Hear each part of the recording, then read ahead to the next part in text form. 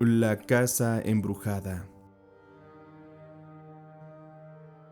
Antes de lo que nos pasó, yo no creía en que las cosas paranormales pudieran ser reales, pero no es sino hasta que uno las vive que la creencia en el más allá se vuelve real. En mi caso, todo inició hace 20 años, cuando me casé. Mi esposa y yo nos fuimos a vivir a una casa que compramos con unos ahorros. No teníamos mucho dinero, pues teníamos salarios promedio y una cuenta de banco a la que llevábamos 2 años metiéndole dinero. Aún así, no era suficiente dinero, por lo que tuvimos que recurrir a un préstamo para comprar una casa que estaba a muy buen precio, porque era una casa de remate bancario. La casa en sí no era muy grande, sin embargo, era muy bonita. Y lo mejor es que estaba en una colonia muy agradable. Realmente era sorprendente el precio al que la adquirimos, pero por la emoción, no nos dio tiempo de pensar en cuáles serían las razones de dicho precio. Así que sin más tiempo que perder en cuanto nos la entregaron, mi esposa y yo nos mudamos y nos llevamos los pocos muebles que teníamos en ese tiempo. La casa tenía una arquitectura bastante simple, pero estaba muy bien cuidada. Realmente parecía una casa nueva. Entrando por la puerta principal a mano derecha, de inmediato se encontraban las escaleras para subir a la segunda planta. Y en la primera planta se encontraba la sala, la cocina y al fondo un corralito para lavar. Los primeros 2 días fue una muy bonita experiencia al habitar nuestra nueva casa. Mi esposa siempre fue muy intuitiva y ella raramente comenzaba a hacer comentarios de que algo en la casa no le daba espina. Ella no sabía cómo explicarlo, solamente decía que era algo proveniente de la casa y que en ocasiones ella sentía como si alguien le observara todo el tiempo. Yo le dije que esas cosas solo eran nervios por cuestiones del cambio, pues es bien sabido que afrontar un cambio muchas veces produce depresión, nerviosismo u otros síntomas mentales. Así que le invité a unos tragos para que nos relajáramos, bailáramos un poco y luego nos subiéramos a descansar. Y justo acabábamos de apagar la luz, cuando claro escuchamos unos pasos. Provenían de las escaleras. Era como si alguien con pies pesados las hubiera bajado corriendo y de pronto hubiera azotado contra la pared.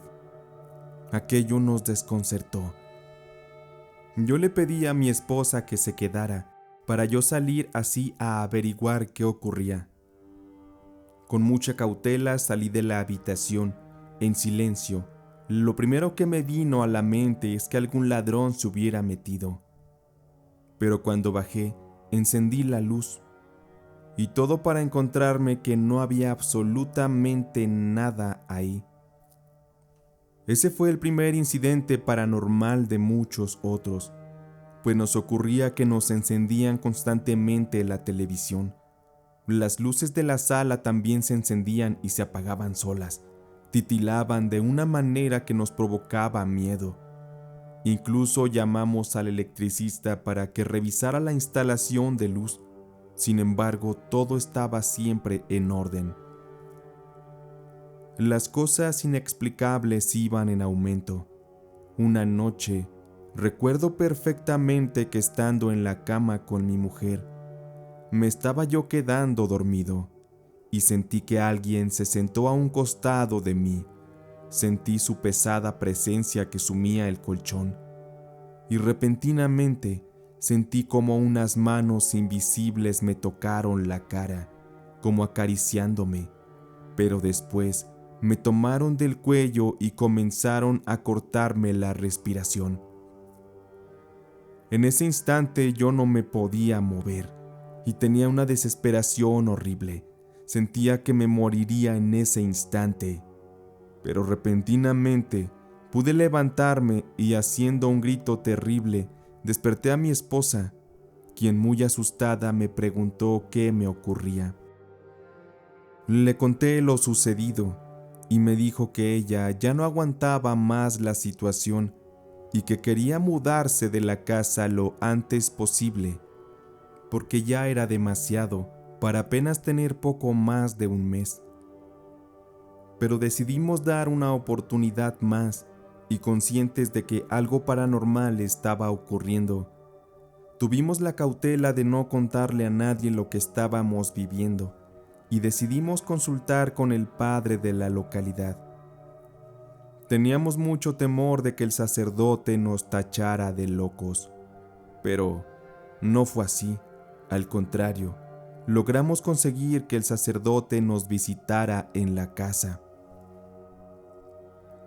Cuando llegó aquel padre nos contó que no solía hacer ese tipo de visitas, porque en su mayoría quienes solicitan que se les bendiga la casa o se les vaya a rezar, en su mayoría son casos que no tienen relevancia. Sin embargo, en nuestro caso fue distinto. Él aceptó por una terrible y abrumadora verdad que estaba detrás de aquella casa y que mi esposa y yo lamentablemente desconocíamos. Aquel sacerdote nos contó que 3 años atrás, en aquella casa vivían una mujer de unos 55 años y su hijo de 30, el cual presentaba problemas graves en sus facultades mentales. Por su parte, el marido de la mujer la había abandonado a ella y al joven varios años atrás. Y es que el problema de esquizofrenia que aquel hijo de la mujer presentaba estaba muy avanzado y representaba un gran peligro, pero en el hospital psiquiátrico solo se encargaban de controlarlo y en ocasiones internarlo por algunos días solamente en lo que le controlaban las crisis. El mal que presentaba aquel hombre era un problema para los cercanos, pues en varias ocasiones algunos de los vecinos fueron agredidos por aquel hombre que estaba perdido en su locura y sus delirios. Lo peor es que también en algunas ocasiones el hombre en su locura había intentado asesinar a su madre, pues en sus alucinaciones aquel hombre decía que ciertos demonios que lo controlaban a través de voces que sonaban en su cabeza le daban esa orden de dañar a su madre. Y después de varios intentos, finalmente, una noche, mientras la mujer dormía, aquel enloquecido hombre, su propio hijo, entró en su habitación y con un martillo le dio varios impactos que le destrozaron el cráneo de inmediato y le arrebataron la vida al instante. Acto seguido, el hombre, por orden de los mismos demonios que decía que habitaban en su cabeza, bajó a la cocina para así ingerir grandes cantidades de veneno para ratas, que le llevarían finalmente a tener una horrible muerte por envenenamiento. La escena de aquel crimen era verdaderamente espantosa, y la naturaleza del mismo lo era aún peor. La idea de un hijo arrebatándole la vida a su madre es de las cosas más aberrantes e infernales que puedan existir. Posterior a ello, la casa fue cambiando de dueños, los cuales no duraban mucho viviendo allí, porque todos huían espantados de las apariciones macabras que se manifestaban constantemente. El relato de aquel sacerdote nos dejaba entreclaro que no era cosa de juego lo que estaba sucediendo. Él nos aconsejó que nos fuéramos de la casa, que la vendiéramos porque ese lugar estaba maldito. Y aunque nunca nadie de los inquilinos posteriores a los incidentes había sido lastimado, sabíamos que era bastante horrible vivir en esas condiciones Por esa razón, cuando el Padre hizo sus rezos y bendijo la casa, Él nos advirtió que con eso que Él había hecho, los espíritus intranquilos que invadían la casa solo se irían de manera temporal, pero regresarían. Él nos comentó que los sucesos relacionados con aquel asesinato habían dejado una marca muy oscura que atraía constantemente a seres demoníacos. Fue por eso que optamos por vender mejor esa casa. No pudimos realmente venderla a un buen precio, pero recuperamos lo que invertimos.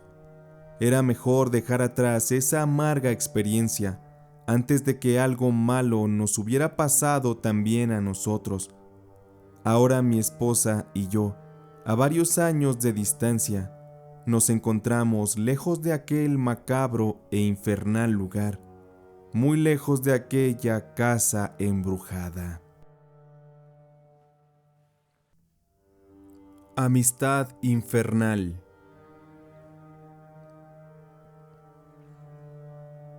Mi hijo Rafael es el mayor de 3 hijos que tengo junto a mi amada esposa. Él desde niño fue un chiquillo muy intrépido y travieso, y él, a la edad de 4 años, experimentó el fenómeno conocido como el amigo imaginario. Yo en su momento creía que ese tema era solo un invento que los niños tenían a esa edad y que no representaba ningún peligro. Pero la realidad muchas veces supera todas las cosas que se cuentan. Rafael actualmente tiene 16 años y en aquella época era un pequeño niño. Admito que en la casa había muchos conflictos entre su madre y yo, que casi nos llevan al divorcio, lo cual hizo que Rafael se convirtiera en un niño muy triste y un tanto aislado. De inicio que descubrimos los síntomas, la maestra del colegio nos citó a mi esposa y a mí para decirnos que mi hijo Rafael estaba presentando problemas de rendimiento académico.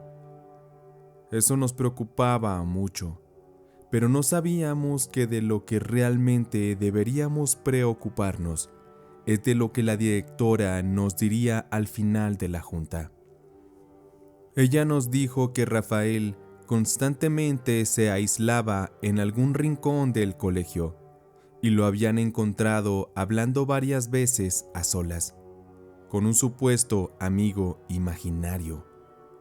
Todo esto había ocurrido en repetidas ocasiones, lo cual preocupaba a aquella directora, porque eso para ella solo eran indicios de que en casa no le estábamos dando la atención suficiente a mi hijo, o bien que el pequeño estaba viviendo dentro de un ambiente bastante contaminado. Admito que en ese momento no le dimos mucha importancia al asunto. Mi esposa y yo ya teníamos suficientes problemas como para pensar que lo que le ocurría a mi hijo fuese algo grave. La primera vez que yo vi a Rafael hablando a solas, recién llegaba yo del trabajo, y como era costumbre, subí a buscarlo a su habitación. Caminé despacio, sin hacer ruido, para así tratar de sorprenderlo. Él tenía la puerta entreabierta de la habitación, y cuidadosamente me acerqué, y mientras lo hacía, yo escuchaba que él estaba platicando con alguien. Eso me llamó de inmediato la atención, así que me asomé cuidando de que él no me viera. Y efectivamente, mi hijo estaba sentado a un costado de la cama y platicando con alguien invisible y haciendo uso de sus muñequitos de acción. Realmente parecía que estuviera jugando con otro niño. Sin pensarlo, toqué la puerta y entré al cuarto para poder abrazar a mi hijo y así bajar juntos a cenar.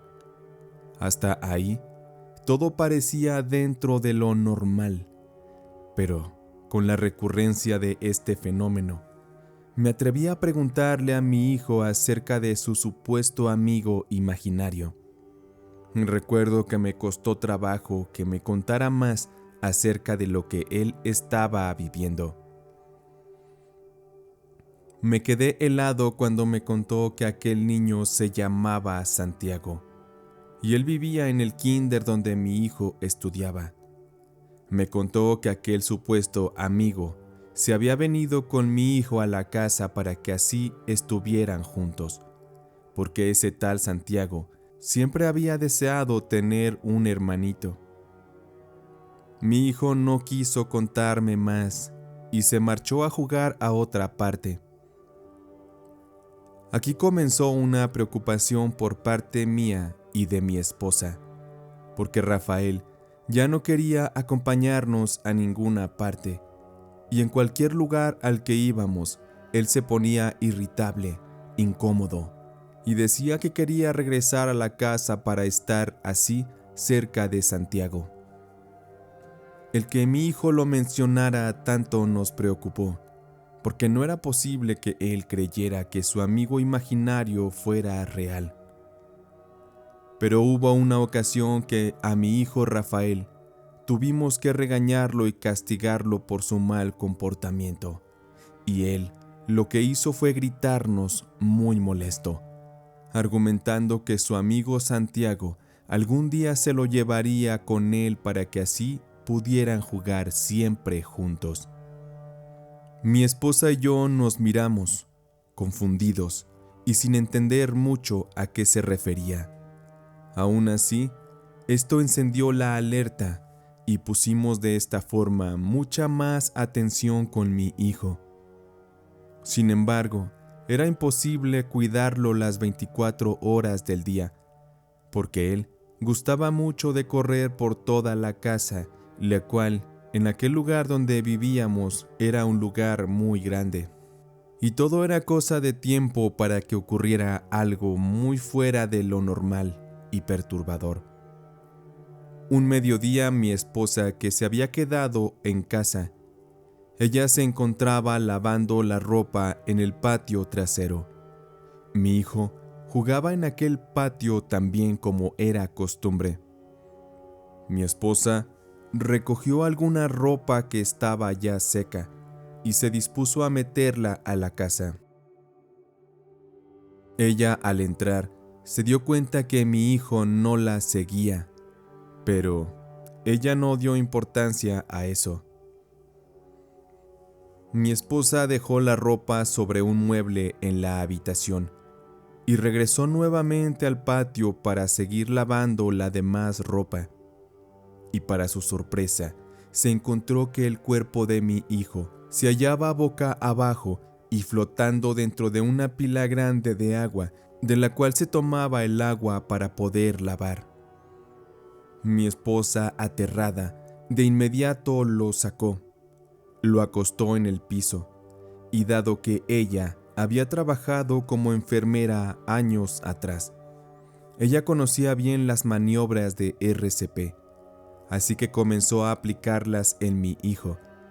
Mi esposa sentía que estaba perdiendo la batalla contra el tiempo, y por más que ella presionaba el pecho de mi hijo, este no parecía responder.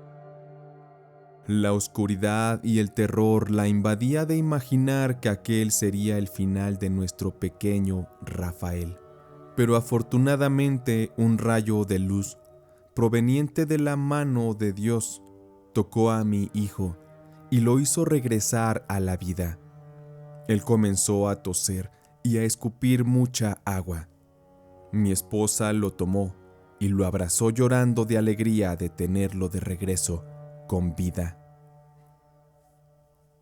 Mi hijo fue hospitalizado para monitorear su mejoría y al poco ya estaba recuperado.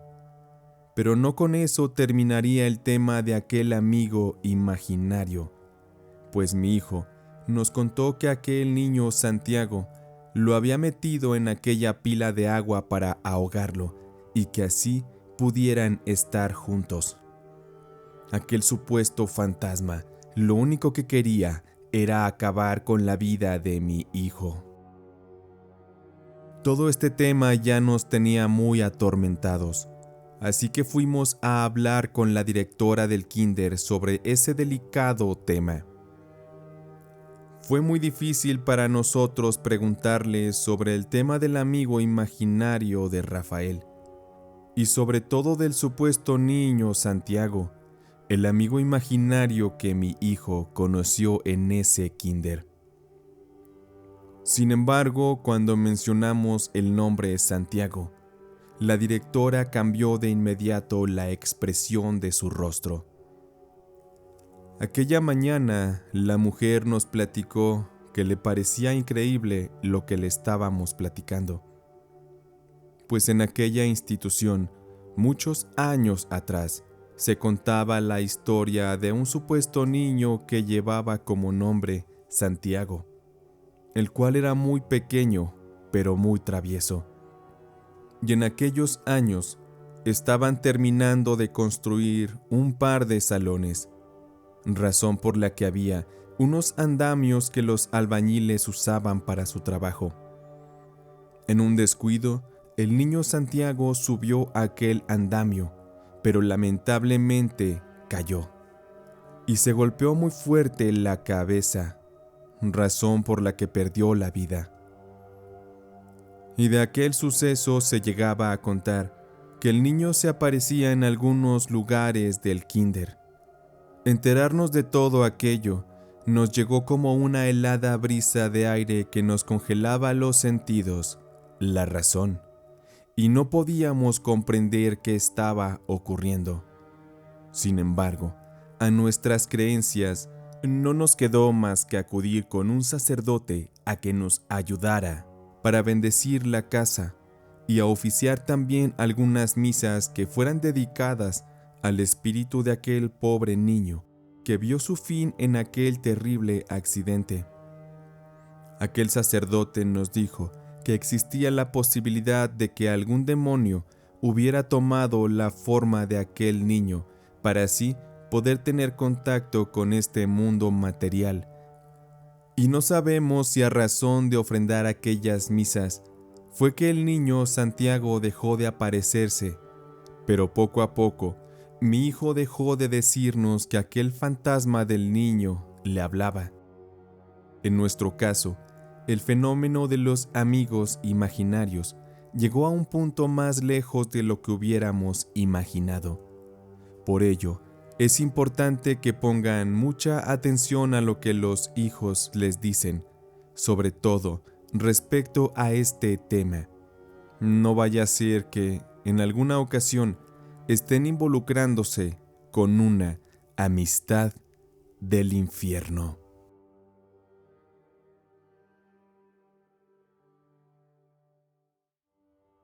María y el camionero. María era una chica muy responsable que trabajaba en una tienda departamental. Su jornada era pesada, pues ingresaba a las 10 a.m. y salía a las 9 de la noche. Pero eso a ella no le importaba, pues le gustaba su trabajo y por ello siempre cumplía al pie de la letra todas sus tareas. Todos los días ella se levantaba con ánimos de ir a trabajar y se arreglaba para verse muy bonita. Se maquillaba y se recogía su pelo. Su uniforme de diario era una blusa blanca con chaleco color beige y una falda un poco arriba de la rodilla, con medias color piel y un zapato de tacón corrido. Y no podía faltar su bolso de mano. María todos los días tomaba la misma ruta de transporte para acudir a su trabajo. Y como aquella tienda estaba algo retirada de su casa, ella tenía que tomar un camión, el que pasaba exacto a las 8:15 de la mañana. La ruta que ella tomaba la conducía un hombre llamado Don Julián, el cual tenía aproximadamente 55 años. Él siempre había sido chofer y lo habían cambiado recientemente a esa nueva ruta. A don Julián se le notaba ya lo cansado y aburrido de la vida. Él era intolerante y muy mal encarado con los pasajeros, pero una mañana se le iluminaron los ojos al ver en el paradero del camión a esa chica tan linda esperando la ruta que él conducía. Momentos después, al subir María al camión, don Julián la miró con ojos de alegría y la saludó gustoso. Buenos días, señorita. Suba usted con mucho cuidado. Ella, al estar acostumbrada al trato con la gente, le respondió el saludo muy amablemente y buscó inmediatamente un asiento. Para ella, dicho encuentro no tuvo mayor importancia, pero para don Julián sí.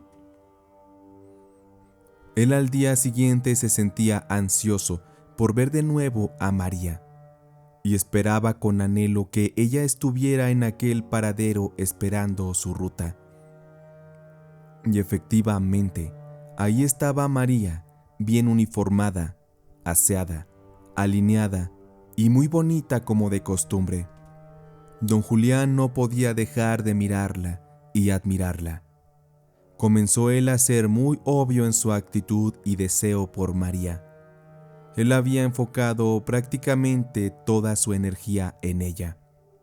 Y al ser él un hombre solitario, triste, y que veía la vida ya sin sentido alguno, ahora María se había convertido en una razón para vivir y estar feliz. María, por otro lado, comenzaba a sentir el acoso de aquel hombre, la manera en la que la recibía por las mañanas, la manera en la que él la miraba por el espejo retrovisor, le comenzaba mucho a molestar e inquietar a María. Una de tantas mañanas pasó algo que alertaría por completo a la chica, pues el camión venía muy lleno, y ella, al subir, no encontró lugar para sentarse. En uno de los asientos venía sentado un muchacho, y don Julián, que se la pasaba observándola por el retrovisor, miró por el espejo que María iba de pie, y miró también al muchacho sentado. Así que violentamente frenó el camión, y de improviso se levantó dirigiéndose al joven, lo tomó del brazo, y con fuerza y muy iracundo le gritó y lo ofendió, diciéndole que le dejara el lugar a María. En ese instante todos se quedaron sorprendidos, pero María se asustó demasiado por el comportamiento de aquel chofer, y con miedo se sintió obligada a tomar el asiento. Sin embargo, aquella noche María, mientras cenaba en casa, comenzó a platicarle a su familia lo que estaba pasando con el chofer del camión, y su padre, al enterarse de esto, se ofreció a acompañarla al día siguiente para así poder cuidarla de don Julián y sus quizá malas intenciones. Sin embargo, la mañana siguiente, María y su padre aguardaban puntuales la llegada de la ruta, y al ver el camión acercarse, María notó que el chofer era otro.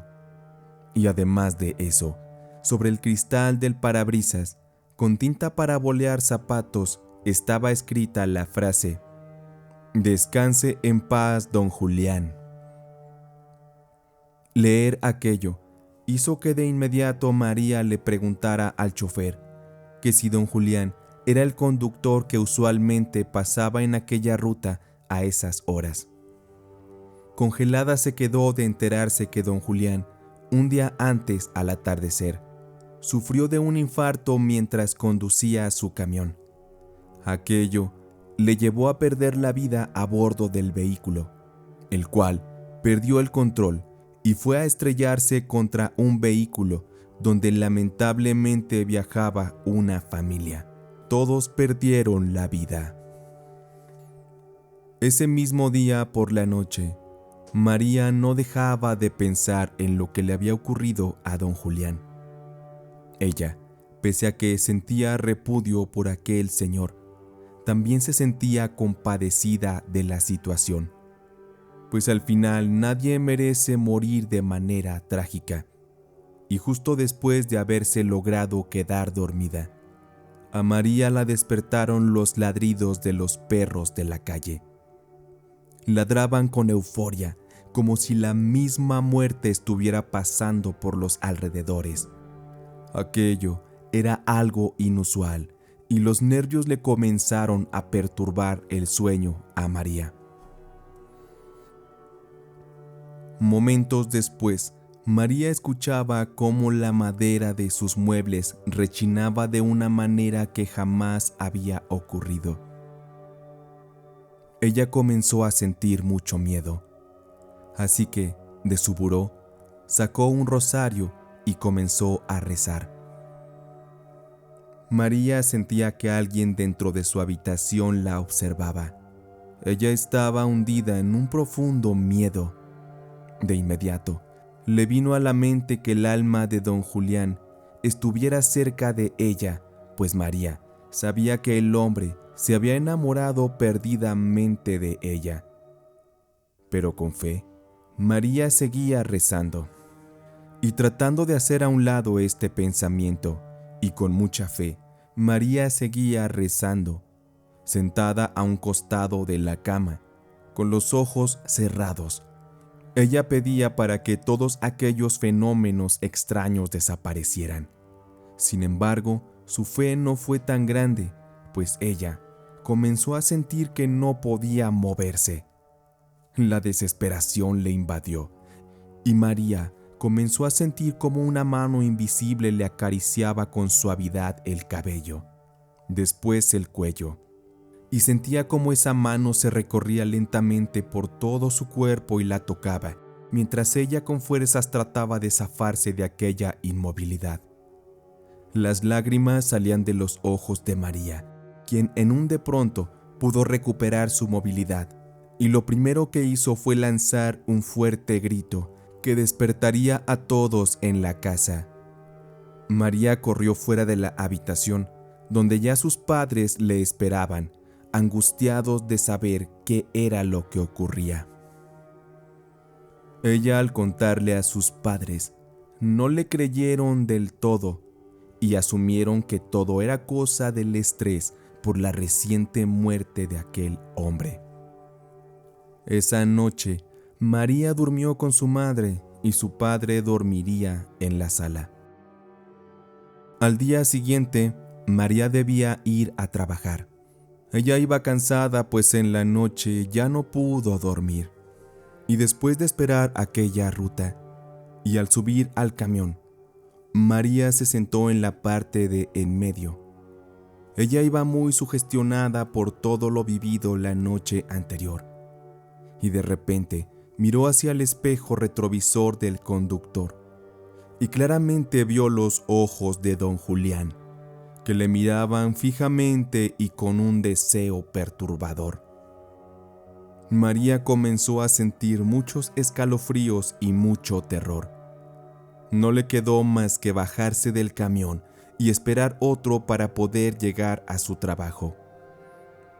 Después de aquellos eventos, poco a poco, María fue sumergiéndose en una vida oscura en la que veía a don Julián en todas partes. Si ella iba caminando en algún lugar con mucha gente, ella lo veía parado a lo lejos, observándola, como si estuviera cazándola para atacarla en su momento más vulnerable. Parecía que María se estaba volviendo loca y en su casa no le creían y pensaban que todo era un trauma ocasionado por el acoso de don Julián. A razón de esto, María tuvo que ser medicada con antidepresivos y antipsicóticos. Con esto, la vida de María se volvió muy triste y apagada. En el trabajo, ella ya no daba el mismo rendimiento y la despidieron. También comenzó a tener falta de apetito. Ella dejó de comer y adelgazó muchísimo. Y por muchas noches más, el aullo de los perros era incesante. Es como si el alma de don Julián estuviera a todas horas cerca de María, como si su obsesión por ella fuera tan grande que aún en el más allá no quisiera separarse de ella. Además de todas estas cosas, María tampoco le gustaba bañarse sola, porque había algo que constante y repetidamente le ocurría. La primera vez que le pasó, ella estaba disfrutando del agua caliente y reconfortante de la ducha, cuando de pronto ella volvió a sentir que no se podía mover. Le faltaba el aire y aquellas manos invisibles que antes ya había sentido comenzaban a tocarla, lentamente, de la cabeza a los pies. Aquellas manos invadían cada parte del cuerpo de María, violando su cuerpo, su intimidad y su privacidad. Y no fue solo una ocasión, sino varias, y por esa razón, la madre de María tenía que bañarla. De otra manera, la chica no se atrevía a entrar sola a la bañera. A esas alturas, María ya aparentaba ser una mujer con cierta demencia y deterioro mental. Y pese a que aún así sus padres no le creían que aquello fuera relacionado con algo paranormal, fue en una ocasión que María fue bañada por su madre, y a la mujer le tocó ser testigo de aquellos fenómenos que acechaban a su hija. Esa tarde, cuando María era ayudada por su madre a ser bañada, María expresó sentirse mal y estar perdiendo nuevamente la movilidad. El terror, el nerviosismo y la desesperación comenzaron a invadirla. Era evidente que un ataque se presentaría nuevamente. María, con un semblante de horror, le decía a su madre que le ayudara. Y la mujer, confundida, no sabía qué hacer. Así que se movió hacia donde estaban las toallas. Tomó una de estas y al tratar de colocársela a María para sacarla del baño, la mujer sintió como una fuerza invisible la empujó hacia una de las paredes violentamente, haciéndola caer al suelo lesionada. Y desde ahí la mujer veía cómo la luz del baño se encendía y apagaba de manera intermitente, mientras María estaba sufriendo el ataque de aquel fantasma, y su madre gritaba sin saber qué hacer. Aquella ocasión María confirmó todo lo que temía, pues en ese último ataque, ella escuchó una voz susurrante que al oído le decía que nunca le dejaría en paz. En aquella voz, don Julián desde el mismo infierno amenazaba a María con atormentarla de por vida.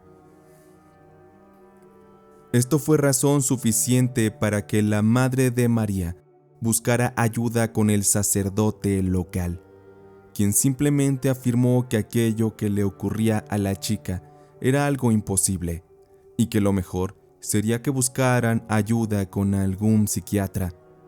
Mas aún así, aquel padre se ofreció a bendecir la casa. Pero aquello no ayudó del todo porque las manifestaciones iban en aumento. Decepcionada la madre de María y su padre, quien se había unido a la búsqueda de una solución, no dudaron en buscar ayuda de algún curandero que supiera de espíritus. Y con dificultades lograron encontrar uno que vivía muy lejos en un ranchito en las afueras. Cuando llevaron a María, esta ya se encontraba muy mal, con un aspecto cadavérico. El miedo la había consumido por dentro y por fuera. Ella ya no era la misma bella y radiante mujer que había sido meses atrás. Cuando el brujo la vio, la hizo sentar junto a una pequeña chimenea que tenía dentro de aquel lugar, y sin siquiera preguntar, comenzó a limpiarle el aura con un copal al que iba colocando diversas hierbas que provocaban un místico y misterioso humo que aquel brujo soplaba contra el cuerpo de María. Aquel hombre le rezaba algo en palabras desconocidas, las cuales servirían para ahuyentar toda aquella mala energía que acechaba a María. Pero aquello no sería tan fácil, porque al parecer al espíritu de don Julián no le gustaba aquello, porque comenzaba a hacer ligeras manifestaciones de su presencia. Una de estas, y cosa que todos presenciaron, es que del fuego de la chimenea las llamas se acrecentaban violentamente, formando figuras de demonios, los cuales querían salirse desde el inframundo hasta nuestra realidad. Parecían hambrientos de matar. Y con toda calma aquel brujo, elevando con más fuerza sus rezos, lograba aquietar todas aquellas manifestaciones. La más violenta fue cuando María cayó desmayada y se retorcía en el suelo como si estuviera así llevando dentro de ella misma una feroz batalla contra las tinieblas. Afortunadamente las cosas salieron bien, y aquel brujo argumentó que efectivamente el alma de aquel camionero estaba acosando a María, porque él lo describió a la perfección. Sin embargo, también dijo que había unos demonios que le habían dado fuerza a aquel hombre para que él se pudiera manifestar de esa forma. También el brujo confirmó que María necesitaría un par de sesiones más, y además de eso, les dio a los padres de la chica un pequeño morralito donde él había hecho un conjuro de alejamiento, el cual les pidió que debía ser llevado al cementerio y enterrado junto a la tumba de don Julián. Pasaron las semanas y tal y como fue pedido, María fue llevada a 2 sesiones más, y los padres de María, preguntando a los camioneros, fue que supieron dónde habían enterrado a don Julián. Y así se dirigieron hacia el cementerio, donde por fin encontraron aquella tumba donde en la lápida posaba el nombre de Julián Santibáñez. Sin dudarlo y con cautela, se dispusieron a enterrar aquel trabajo que el brujo había ordenado. Fue así que de esta manera las manifestaciones se detuvieron, y poco a poco María fue recuperándose de aquellos males, regresando así a ser aquella bella y alegre mujer, aquella simpática chica de sonrisa maravillosa, sonrisa que podría enamorar a todo hombre que se le acercara, tal y como ocurrió en este caso con don Julián el camionero.